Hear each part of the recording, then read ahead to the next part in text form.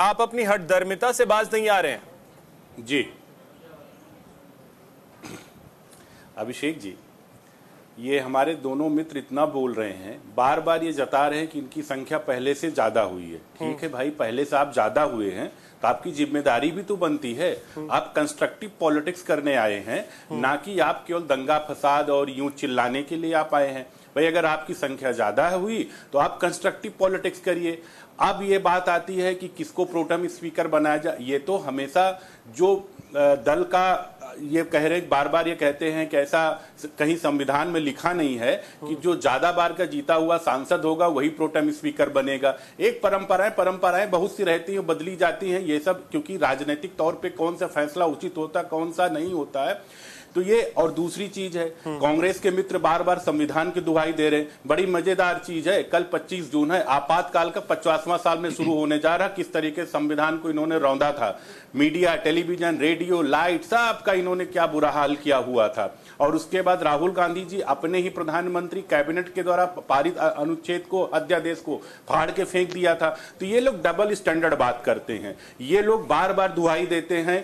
इनको आप देखिए, ये एक ऐसी पॉलिटिक्स में कांग्रेस फंस चुकी है, अल्ट्रा लेफ्टिस्ट वाली मॉडल पे। इनको कंस्ट्रक्टिव पॉलिटिक्स कोई नहीं करना है, सिर्फ इनको आंदोलन करना है।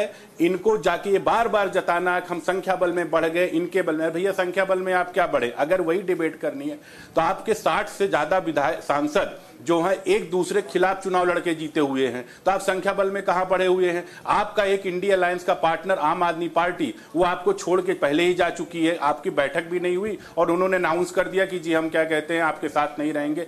तो आप कंस्ट्रक्टिव मुद्दों पे आइए, कंस्ट्रक्टिव चीजों पे चर्चा करिए। और बार बार अभी भुवन जोशी जी ने कहा, अटल जी, यही जनसंघ था जब जवाहरलाल नेहरू ने चाइना का युद्ध हुआ था 1962 में, बिना जूते मोजे हमारे सैनिक लड़ाई के, तो जनसंघ ने विरोध नहीं किया उस टाइम पर नेहरू जी का। नेहरू जी के बातों को उन्होंने साथ दिया। आज का जब चुनाव होता है तो एक बिलियनर जो है जॉर्ज सोरेस, वो कहता है कि हम 1 बिलियन से ज्यादा खर्चा कर देंगे अगर भाजपा को हरा दिया जाता, मोदी को हटा दिया जाता है।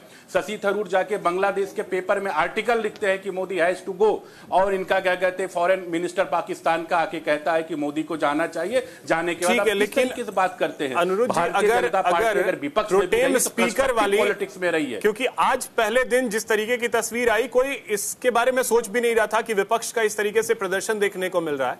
प्रोटेम स्पीकर वाली बात थी, मान ही लेते आप लोग तो क्या दिक्कत हो जाती? नहीं, हम कह रहे हैं प्रोटेम स्पीकर को कोई संविधान में कहीं लिखा है कि इन्हीं के दल के, भाई इतना ये मानते हैं उनको, तो दलित नेता है उनको अपने एलओपी लीडर ऑफ अपोजिशन बना देने राहुल जी।